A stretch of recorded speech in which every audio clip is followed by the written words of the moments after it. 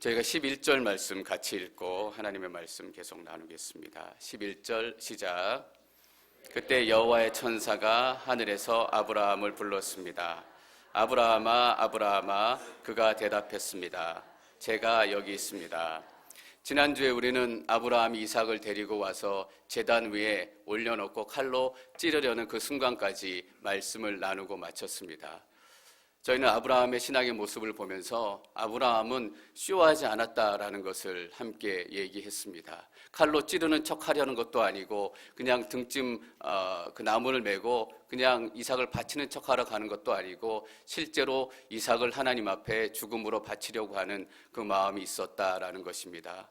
이삭의 이런 믿음의 모습, 신앙의 모습을 보면서 우리의 척하는 믿음들은 이제 다 떠나갔으면 좋겠다라는 그 소망도 함께 나누었습니다.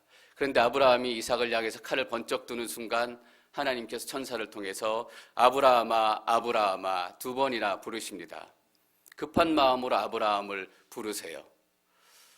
아무리 마음이 느긋하고 천천히 이렇게 생활하는 성격을 가진 부모님들도 급한 마음으로 서두를 때가 있습니다. 우리 애가 죽어가고 있을 때는 아무리 느긋한 부모라도 물불 안 가리고 급한 마음으로 서두릅니다. 한번 말씀드린 것 같은데 제 처남이 어릴 때 밤에 열병이 나서 거의 애가 죽음 가운데 막 왔다 갔다 하니까 저희 장인어른도 좀 천천히 움직이시는 편인데 너무나 놀라셔가지고 그 새벽에 심리기를 등에 업고 처남을 병원으로 뛰어가셨다라는 제가 얘기를 들었습니다. 하나님께서 느긋하게 계신 것 같지만 우리가 죽음 가운데 있고 절망 가운데 있고 고통 가운데 있을 때 하나님께서 급한 마음으로 우리의 이름을 부르고 계신다는 것을 여러분들이 잊지 않으셨으면 좋겠습니다. C.S. 루이스의 이런 말이 생각이 났습니다. 고통은 귀먹은 세상을 불러 깨우는 하나님의 확성기이다라는 것입니다. 하나님께서 때로는 아브라함아, 아브라함아 이렇게 부르시기도 하지만 고통 가운데 우리의 이름을 외치고 소리치실 때가 너무나 많다라는 얘기입니다. 여러분, 고통 가운데 하나님께서 우리를 부르시는 이유가 단 한 가지입니다. 우리가 죽어가고 있기 때문에. 죽어가고 있다라는 것은 어떤 의미인가요? 우리가 예수님에게서 멀어져 가고 있다라는 의미입니다. 우리가 하나님에게서부터 멀어져 가고 있다라는 의미입니다. 여러분, 우리 가운데 힘들고 어려운 일들이 찾아올 때가 있습니다. 내 고통 가운데 내가 무엇을 해야 될까? 근데 여러분, 그 고통 가운데 여러분 인생을 향해서 소리치시는 하나님의 음성이 있습니다. 아브라함아, 아브라함아 부르시는 것처럼 여러분들의 인생이 죽음 가운데 있기 때문에 여러분들의 이름을 부르고 계신 것입니다. 사람마다 고통의 종류도 다르고 기간도 다르고 아픔의 깊이도 다르지만 고통 가운데 우리의 인생을 부르신다면 그 이유는 하나입니다. 우리가 하나님께로부터 멀어져 가고 있기 때문에, 예수님께로부터 멀어져 가고 있기 때문입니다. 그래서 하나님께서 원하시는 것은 한 가지입니다. 예수님께로 가까이 가라. 하나님께로 가까이 가라. 어떤 분은 예배를 통해서 하나님께 가까이 가게 될 것입니다. 어떤 분은 기도를 통해서 예수님께 가까이 가게 될 것입니다. 방법은 다르지만, 고통의 종류는 다르지만 하나님이 부르시는 목적은 똑같다라는 것입니다. 그냥 놔두면 우리의 인생이 죽고 메말라 시들어 버리기 때문입니다. 하나님께서 아브라함아, 아브라함아 이렇게 부르셨을 때 아브라함이 이렇게 대답합니다. 제가 여기에 있습니다. 22장 1절 처음 시작할 때 하나님께서 아브라함을 부르셨습니다. 그때도 아브라함이 똑같은 목소리로 제가 여기 있습니다 라고 대답했습니다. 아브라함이 똑같은 모습으로, 똑같은 톤으로, 똑같은 이 느낌으로 대답했겠지만 22장 1절에 대답했던 아브라함과 22장 11절에 제가 여기 있습니다 라고 대답했을 때 아브라함의 모습은 하늘과 땅 차이입니다. 곰에 관한 제가 다큐멘터리를 본 적이 있습니다. 곰이 어른이 되기 위해서 마지막으로 지나야 되는 과정이 겨울을 혼자 보내야 하는 것입니다.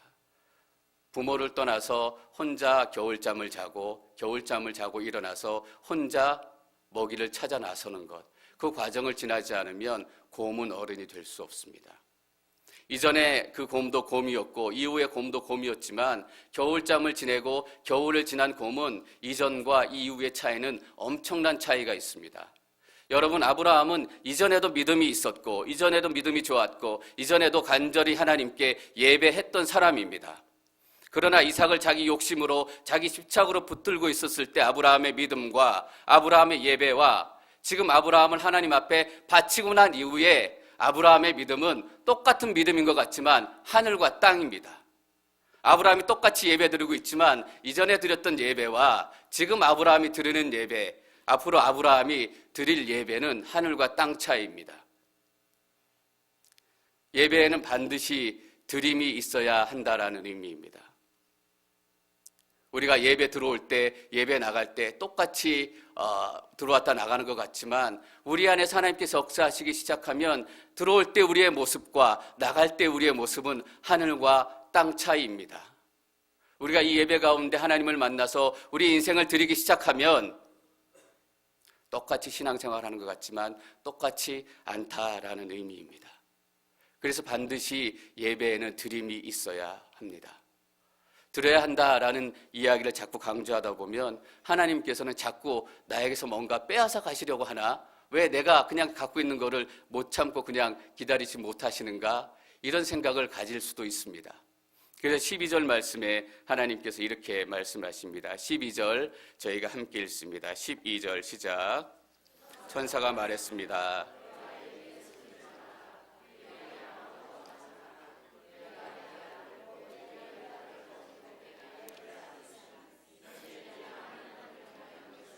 내가 알았노라.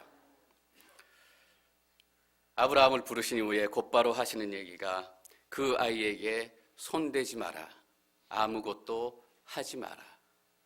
아브라함이 이삭을 원하셨다면 이삭이 제물로 드리게 그냥 놔뒀을 것입니다. 근데 여러분, 하나님께서 원하시는 것은 이삭이 아니었어요. 누구였을까요? 아브라함이었어요. 하나님께 정말로 원하시는 것은 우리가 드리는 헌금이 아니에요. 우리가 드리는 헌신이 아니에요. 하나님께서 우리가 돈 많이 갖고 부자로 사는 거 싫어하시겠어요? 우리가 편안히 쉬는 거 싫어하시겠어요? 하나님께서는 우리에게 안식하라고 말씀하신 분이에요.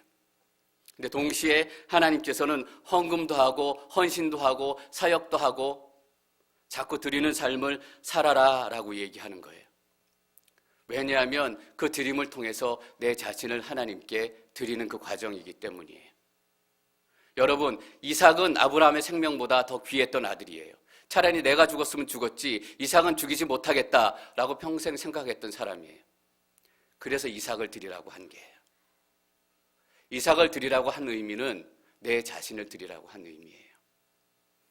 여러분, 하나님께서 여러분 가운데 헌금하라고 얘기하시고 헌신하라고 얘기하시고 뭔가 자꾸 내놓으라고 얘기하시는 건 그거에 관심이 있어서가 아니라 여러분 자신에게 관심이 있기 때문이에요. 우리 이런 얘기 가끔 들어요. 어떤 어머님이 아들을 낳았는데 아들이 너무너무 몸이 약해가지고 이러다 놔두면 살까 죽을까 그렇게 몸이 약한데 어머니가 하나님 앞에 이렇게 기도하잖아요. 하나님, 이 아들 살려주시면 내가 이 아들 목사 만들겠습니다. 이 아들 선교사 만들겠습니다. 그리고 그 아들이 어떻게 해요? 하나님의 은혜로 건강해지고 잘 살잖아요. 남들보다 더 똑똑하고 더 좋은 직장 가고 더 좋은 아내 만나고 또 돈도 더 많이 벌고 그러면 엄마 마음은 불안해지잖아요. 하나님께서 내 아들 언제 흔들어서 뺏어가실까? 그래서 그 어머니는 하나님의 약속, 그 아들이 건강해졌음에도 불구하고 평생을 두려운 마음으로 살아가요. 내 아들 하나님께서 뺏어가시면 어떡하지? 이때 어머니가 해야 되는 건 뭐예요? 아들을 막 흔들어가지고 내가 헌신했으니까 너 목사야 돼야 된다. 안 그러면 너가 병이 나고 죽을 거다. 그렇게 아들을 막 흔드는 거예요? 아니에요. 그 마음 가운데 아들을 내려놓는 거예요. 하나님께서는 그 아들을 목사 만드는 게 아니라 내가 하나님 앞에 온전히 드려지는 거에 관심이 있는 거예요. 하나님, 내가 하나님께서 원하시면 이 아들도 정말 소중한 아들이지만 다 포기하고 하나님께서 쓰시는 대로 다 내려놓겠습니다. 그렇지 않으면 하나님의 약속, 건강한 아들을 보고도 평생 하나님을 두려워하고 하나님을 제대로 예배할 수도 없어요. 아브라함이 딱 지금 그 짝이잖아요. 그래서 하나님께서는 이삭을 바치라라고 얘기하신 거예요. 왜 멀쩡한 아들을 내 마음대로 목사 만들고 선교사 만들어요? 그것은 하나님하고 그 아들 사이에 해야 될 일이에요. 하나님께서 내게 원하시는 건 그 아들을 내 삶 가운데서 내려놓는 거예요. 내려놓는 순간 그 아들이 목사가 되든 뭐 직장인이 되든 사장이 되든 그건 하나님과 그 아들 사이에 사실 거예요. 내려놓는 순간 내 인생 가운데서 진정한 예배가 시작이 되는 거예요. 내 인생 가운데 진짜 하나님을 두려움 없이 만나게 되는 거예요. 늘 하나님은 나에게 가진 것 무엇인가를 뺏어가는 하나님일 거야. 이런 공포가 아니라 다 내려놓고 나니까 정말 하나님을 뜨겁게 예배할 수 있는 거예요. 12절에서 이렇게 얘기하잖아요. 천사가 말했습니다. 그 아이에게 손대지 마라. 그에게 아무것도 하지 마라. 내가 내 아들 곧 내 외아들까지도 내게 아끼지 않았으니 이제 내가 하나님을 경외하는 것을 내가 알았노라. 지난주에 하나님께서 아브라함에게 이삭을 바쳐라 라고 얘기했는데 이삭은 식구들에게 어떻게 얘기하냐면 하나님을 경배하고 오겠다라는 거예요. 이삭을 바치는 것이 하나님을 경배하는 일이구나 라는 것을 아브라함은 알았던 거예요. 근데 하나님께서 맞다라고 확인해 주세요. 내가 내 외아들 이삭도 아끼지 않았으니 내가 하나님을 경외하는 것을 내가 알았노라. 여러분, 하나님을 경외하는 것이 추상적이고 막 거룩하게 폼 잡는 거예요? 아니에요. 내가 아끼는 소중한 것을 아끼지 않는 것이 하나님을 경외하는 거예요. 우리는 하나님을 경외한다, 하나님을 예배한다, 하나님을 찬양한다, 너무나 추상적으로 생각해요. 근데 하나님께서 뭐라고 얘기하세요? 내게 아끼지 않았으니 내가 하나님을 경외하는 것을 알았다. 하나님을 경배하고 예배하는 것은 내가 가장 아끼는 것을 아끼지 않고 내어놓는 거예요. 하 목사님이 처음 목회하시고 하나님의 비전을 받아서 하나님께서 연예인을 위한 교회를 섬겨라라고 비전을 주셨잖아요. 그래서 하 목사님께서 목회하시면서 연예인 교회를 개척을 하셔서 연예인들이 주로 와서 연예인들이 와서 은혜 받고, 연예인 교회는 하나님의 약속의 증표예요. 하나님께서 하 목사님 목회해 주신 그 약속의 증표이기 때문에 그 연예인 교회가 하 목사님에게는 하나님의 약속의 증거예요. 근데 어느 순간 하 목사님이 건강이 나빠지셨잖아요. 그래서 목회를 할 수 없고 그 교회를 떠나야만 하셨어요. 하나님의 약속의 증거이고 또 하나님께서 행하신 일들이지만 만약에 하 목사님께서 그 결과물들만 붙들고 있었다면 오늘의 교회는 없었을 거예요. 근데 연예인 교회를 놓고 하나님이 원하시는 대로 부르시는 대로 쉬시기도 하고 영국으로 가셔서 더 깊이 하나님을 만나셨어요. 그래서 오늘의 교회가 시작이 된 거잖아요. 하 목사님에게는 그때 연예인 교회가 전 인생과도 같은 거였어요. 목회의 생명과도 같은 거였고 마치 하 목사님에게는 이삭과도 같은 거였어요. 왜냐하면 하나님의 약속의 증거이기 때문에. 근데 하나님께서 내려놓으라라고 하시면 내려놓는 거예요. 그때 우리 삶 가운데 진짜 예배가 시작되는 거예요. 13절, 14절 말씀 저희가 함께 읽습니다. 13절, 14절 시작. 아브라함이 눈을 들어 보니 숫양 한 마리가 덤불에 뿔에 걸려 있었습니다. 아브라함이 가서 그 양을 잡아 자기 아들 대신 번제물로 드렸습니다. 그리고 아브라함은 그곳을 여호와 이레라고 불렀습니다. 그래서 오늘까지도 사람들이 여호와의 산에서 준비될 것이다 라는 말을 합니다. 하나님께서 아브라함을 부르시고 부르는 소리에 눈을 들어서 보니까 저 멀리의 숲에 양 한 마리가 뿔에 걸려 있는 거예요. 그래서 그 양을 잡아다가 대신해서 제물을 바쳐요. 여러분, 아브라함에 참 많은 감격적인 예배가 있었어요. 하나님께 너무나 많은 은혜를 주셨기 때문에 참 자주 예배를 드렸을 거고 예배 드릴 때마다 놀라운 하나님의 임재와 하나님의 감격을 경험했을 거예요. 근데 여러분 한번 생각해 보세요. 아브라함의 인생 가운데 가장 감격스럽고 가장 은혜스러웠던 예배가 언제였을까? 바로 이 순간이에요. 왜 우리의 은혜가 이렇게 메말라요? 우리의 예배가 이렇게 은혜가 없어요. 예배 드리는 것 같은데 내 삶 가운데 예배 드려도 하나님의 은혜가 없다. 아끼고 있기 때문이에요. 여러분, 아브라함 인생 가운데 최고의 예배가 어느 순간에 일어났는지 잘 기억하세요. 이삭을 드린 그 순간에 아브라함 인생 가운데 최고의 감격의 예배가 시작이 됐어요. 왜냐하면 대신 하나님께서 제물을 준비해 주셨기 때문이에요. 여러분이 대신이라는 말이 뭐예요? 예수 그리스도다라는 이야기예요. 우리가 언제 대신을 만나게 돼요? 언제 예배 가운데 진짜 예수님을 만나게 돼요? 아브라함이 많은 예배를 드렸지만 정말 예수님을 제대로 만난 예배예요. 예수님을 제대로 만나면 가장 감격스러운 예배를 드릴 수 있게 돼요. 근데 여러분, 대신이라는 말을 생각해 보세요. 대신은 뭐의 대신이에요? 뭐가 있어야 대신이 오는 거잖아요. 우리의 인생을 거기에 드려야 돼요.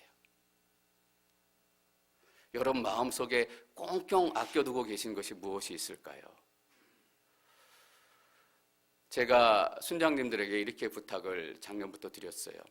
순예배 드릴 때마다 헌금을 하셨으면 좋겠습니다. 순예배도 예배이기 때문에 헌금하시고 하나님께 크든 작든 드리는 시간이 있었으면 좋겠습니다. 근데 순장님들이 좀 어려워하세요. 아무래도 주일 예배 때 헌금하시는데 순예배 때 또 헌금하시면 마음들이 불편하시고 어려우실 것 같아요. 어떤 분들 실제로 이렇게 생각하시는 분들이 있을지 모르겠어요. 주일 예배 때 헌금하는데 왜 순예배 때 또 헌금해? 여러분, 이 마음 때문에 제가 헌금을 드리라고 하는 거예요. 우리 삶 가운데 아껴두고 있는 것이 있다라는 거예요. 여러분, 순예배 때 헌금하는 거 크든 작든 정말 귀한 하나님의 예물이에요. 근데 그거 갖고 교회 재정에 별로 도움이 안 돼요. 근데 제가 여러분들께, 순장님들께 순예배 드릴 때도 헌금 드렸으면 좋겠습니다 라고 부탁을 드리는 이유는 이거예요.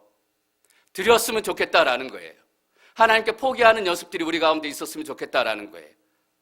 왜 순예배 때도 헌금해야 되지? 이 마음을 여러분들이 꺾으셨으면 좋겠다라는 얘기예요.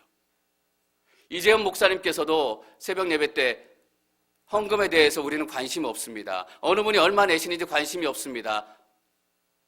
관심이 없어요. 제가 여러분들 교회에 얼마나 헌금하는지 관심 없어요. 어느 분이 제일 많이 하시고 어느 분이 적게 하시고 어느 분이 안 하시는지 관심이 없어요. 제가 쓸 돈도 아닌데 하나님께 쓰시고 하나님께 생하실 돈인데 제가 뭐하러 관심을 두겠어요. 제가 예배 때마다 헌금에 대해서 강조하고 또 얘기하는 이유는 교회 헌금을 많이 해서 재정을 많이 쌓자 이런 의미가 아니에요. 예수님께서 제자들을 가르치실 때 돈 얘기를 제일 많이 하셨어요. 왜냐하면 제일 포기하기 어려운 거기 때문이에요. 제일 깊숙이 감춰두고 있는 것이기 때문이에요.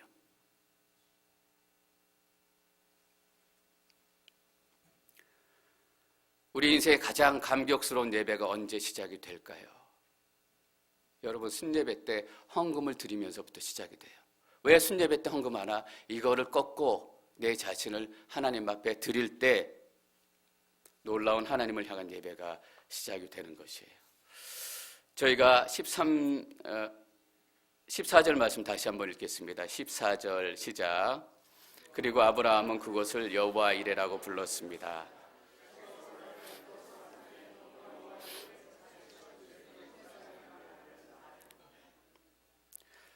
대신이 예수 그리스도예요. 여러분, 여호와 이레는 하나님께서 준비하신다라는 의미예요. 하나님께서 우리 인생 가운데 먹을 것, 입을 것, 필요한 것들을 공급하시고 준비하세요. 그러나 이 정도로 하나님을 보시면 하나님을 너무나 작게 보시는 거예요. 여호와 이레는 예수 그리스도예요. 우리의 생명을 준비하시는 분이에요. 우리를 위해서 대신 죽을 것을 준비하시는 분이에요. 여러분, 우리가 제단 위에 올라가 있어야 예수님이 대신 올라오실 거 아니에요. 근데 제단 위에 아무것도 없어요. 그건 대신이 아니라 예수님이 헛죽음 하시는 거예요. 여러분, 여호와 이레는 예수 그리스도입니다. 가장 감격스러운 예배는 여호와 이레, 예수 그리스도로 드려지는 예배예요.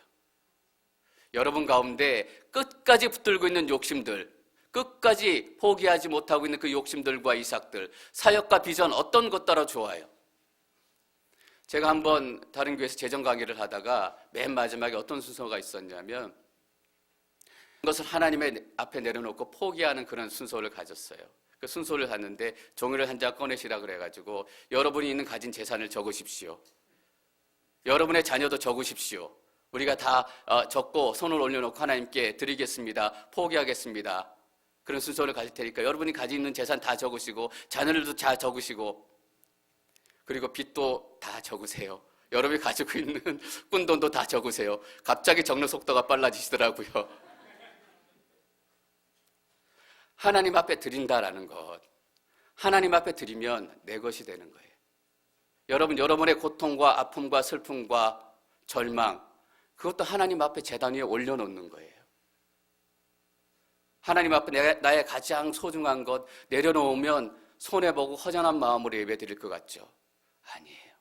다 드리고 한 내 인생도 마음대로 쓰시고 내가 가진 것도 마음대로 쓰시고 하나님께서 이리 가라 하면 이리 가고 저리 가라 하겠으면 저리 가겠습니다.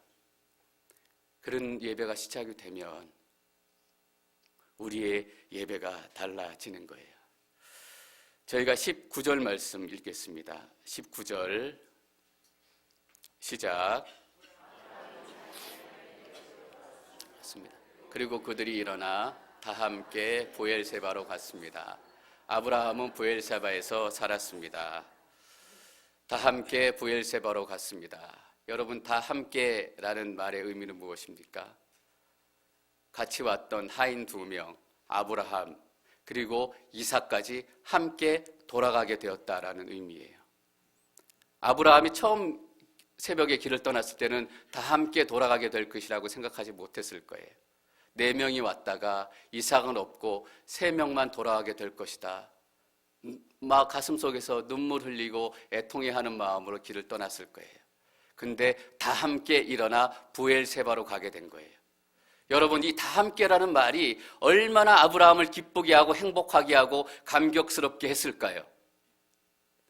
내가 다 함께 돌아갈 수 있게 되었다니. 근데 더 놀라운 게 있어요. 이 다 함께라는 아브라함 인생의 가장 기쁜 이 시간은 오직 아브라함밖에 모른다라는 거예요. 하인 2명은 어땠을까요? 주인이 가자 그랬으니까 3일 길을 따라왔어요. 좀 기다리라 그랬으니까 기다리고 있었어요. 그래서 이삭하고 다시 내려와서 이제 브엘세바로 가자. 그냥 일어나서 가는 거예요. 평범한 삶의 연속이고 어쩌면 다른 때보다 조금 더 긴 여행, 그래서 좀 더 힘든 여행, 그것 의미 외에는 없어요. 이삭은 어땠을까요? 같이 따라왔다가 제단 위에 누우라고 해서 누웠는데 아버지가 칼로 죽이려고 하고 됐다 내려와라 양을 잡고 산에서 내려오면서 이야기해 줬을지 모르겠어요. 근데 이삭이 그 이야기의 의미를 알 수 있겠어요? 본인의 마음 가운데는 아버지가 들고 있었던 그 팔밖에 지금 기억에 남지 않을 거예요. 이 다 함께라는 정말 기쁜 의미를 몰라요. 아브라함만이 하나님께 주시는 기쁨을 누리게 되는 거예요. 여러분, 우리는 여기서 중요한 영적인 원칙 2가지를 배워요. 아브라함의 인생에 언제가 제일 기뻤을까? 이삭을 낳았을 때가 제일 기뻤을까요? 그때보다 훨씬 더 지금 기쁜 순간이에요. 근데 다른 사람들은 이 은혜와 이 기쁨을 몰라요. 영적인 원칙 1번째, 은혜는 지극히 개인적인 것이다. 옆에서 암만 은혜 받는다고 난리쳐도 내가 은혜 못 받으면 꽝이다라는 거예요. 여러분, 부부가 와서 같이 예배드리지만 그래서 나는 오늘 목사님 설교가 내 마음에 도전이 되고 은혜가 된다. 내 남편도 그렇겠지? 아니에요. 옆에 계신 분은 전혀 은혜 받지 않을 수도 있다라는 거예요. 우리가 옆에 있는 가족들을 위해서, 남편을 위해서, 지체들을 위해서 왜 기도해야 돼요? 은혜는 너무나 개인적인 것이기 때문이에요. 내가 은혜 받았다라고 해서 우리 남편이 은혜를 받을 수 있다면, 내가 은혜 받았다라고 해서 우리 자식들이 은혜 받을 수 있다면 기도할 필요가 없어요. 나만 기도원 가면 되고, 나만 예배 드리면 되고, 나만 하나님의 은혜를 경험하면 돼요. 근데 암만 난리 나도 여러분, 내가 막 은혜 받아가지고 헌금을 이만큼 해서 남편이나 아내한테 가서 내가 은혜 받아서 이만큼 헌금했다. 그러면 남편이나 아내가 잘했네 칭찬해 줄 것 같으세요? 이 사람 정신이 있어 없어? 아브라함이 집으로 돌아가서 사라에게 이 모든 이야기를 다 했을지도 모르겠어요. 하나님께서 이런 마음에서 올라가서 예배드리고 죽이려고 했는데 양이 나타나서 해서 돌아왔다. 다 함께 돌아오게 됐다. 사라가 정말 놀라우신 하나님, 은혜로운 하나님 이렇게 했을까요? 이 인간이 이삭이 어떤 날인 줄 알고, 그리고 죽을 때까지 아브라함 감시했을 거 아니에요. 이 인간 앞으로 또 무슨 사고 칠지 모른다. 그거예요. 은혜는 너무너무 개인적인 거예요. 여러분 다른 사람 은혜 받는 거 보고 은혜 받지 마세요. 그 은혜 아니에요. 내가 은혜 받아야 돼요. 그래서 우리가 공동체를 위해서 함께 기도하고 지체들을 위해서 함께 기도해야 되는 거예요. 그리고 또 하나의 영적인 원칙은 무엇인가? 내가 하나님 앞에 다 포기하고 다 내어놓을 때 내 인생의 가장 큰 감격과 기쁨을 경험할 수 있다라는 거예요. 아브라함이 혼자 이 다 함께라는 의미와 기쁨을 경험할 수 있게 된 것은 아브라함이 포기하고 드렸기 때문이에요. 그리고 부엘세바로 돌아갔잖아요. 저는 이 끝나는 장면이 너무 멋있는 것 같아요. 아브라함은 부엘세바에서 살았습니다. 이삭하고 사라하고 그 종들하고 부엘세바에서 계속 똑같은 모습으로 살았어요. 근데 모리아 산에 오기 전에 아브라함과 모리아 산을 다시 떠나서 부엘세바로 돌아갔을 때 아브라함과 천지 차이예요. 그전에는 이삭을 빼앗길까 봐 이스마엘처럼 하나님께서 빼앗아 가실까 봐 늘 두려운 마음으로 살았지만 하나님께 이삭을 드리고 내 인생을 드리고 나니까 어떤 결과가 나타나요? 이삭이 진짜 내 아들이 된 거예요. 더 이상 빼앗길까 봐 두려워하고 걱정하지 않아도 돼요. 하나님께 주신 축복을 정말 내 것으로 만드는 비결은 뭐예요?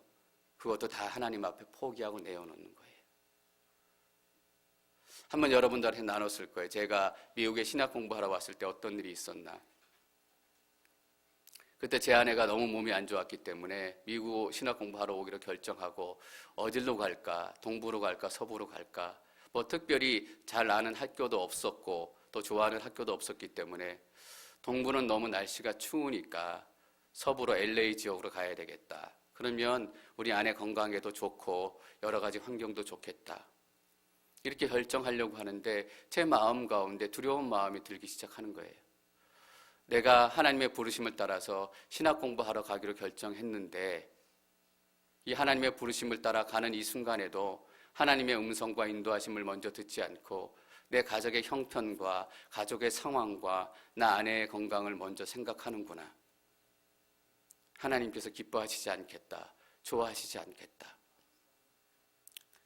그래서 제가 그 순간에 무릎 꿇고 기도했어요. 하나님, 제 아내 건강이 걱정돼서 서부 지역으로 가려고 했는데 정말 죄송합니다. 추운 지역이라도 동부보다 더 추운 곳이라도 그것이 제 아내 건강에 도움이 되지 않더라도 하나님께서 정말 다른 곳을 원하신다면 제가 그곳으로 가겠습니다. 제 안에서 내려놓을 수 없었던 이삭을 내려놓았어요. 그래서 어떤 일이 일어난 줄 아세요? 두려움 없이 정말 마음 편하게 LA로 오게 된 거예요. 여러분 진짜 내 것이 되는 비결이 뭔지 아세요? 빼앗기지 않겠습니다. 내가 갖고 있겠습니다. 절대로 이 아이는 손댈 수 없습니다. 이것이 아니라 하나님 이 아이도 가져가시고 내 빚도 가져가시고 내 재산도 다 가져가십시오. 나는 하나님 오직 한 분이면 족합니다. 그 순간 하나님의 축복이 정말 내 것이 되는 거예요. 여러분 하나님하고 돈을 나눠 쓴다고 생각해 보세요. 내가 가지고 있는 1,000불 하나님 절대로 이거 빼앗길 수 없어요. 근데 하나님하고 같은 어카운트를 써요.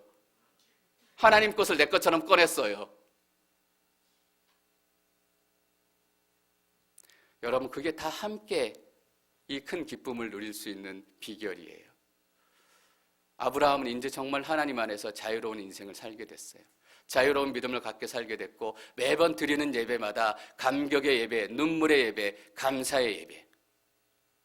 과연 이삭이 단 인생에 한 번만이라도 아브라함이 드렸던 그 예배를 드릴 수 있었을까? 아브라함처럼 포기하고 다 드린 순간이 있었다면 그 예배를 드릴 수 있었을 거예요. 저는 여러분 모두가 이 예배에 들어올 때 마음과 나갈 때 마음이 달라지기를 축원해요. 속상해서 와서 억울해서 와서 하나님 내가 정말 이것은 빼앗길 수 없습니다. 근데 빼앗겼으니까 내가 너무나 분합니다. 원통합니다. 복수를 갚아주십시오. 이렇게 왔는데 하나님 거니까 하나님 마음대로 하십시오. 이렇게 하나님 만나고 이 예배의 전을 떠날 때 그 마음 가운데 하나님의 영광으로 정말 충만해서 떠나기를 축원합니다. 그래서 여러분의 인생 가운데 최고의 예배, 최고의 기쁜 순간이 2015년 마지막 주일 예배부터 16년, 17년, 18년 계속 우리 삶 영원토록 하나님을 만나시고 그 감격이 영원히 머물기를 축원합니다.